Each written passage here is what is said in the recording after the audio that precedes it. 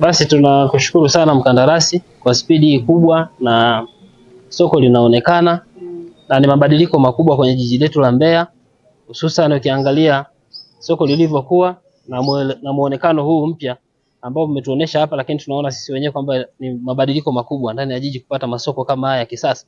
Tunamshukuru Mheshimiwa Rais Dr. Samia Suluhu Hassan.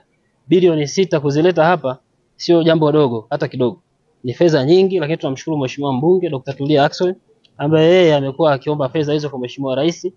Tunawashukuru halmashauri, mkurugenzi pamoja na mstahiki meya, lakini pia na viongozi wa serikali, mkuu wa mkoa pamoja na mkuu wa wilaya ambaye tuko naye hapa kwenye kamati ya siasa. Wamefanya kazi nzuri sana.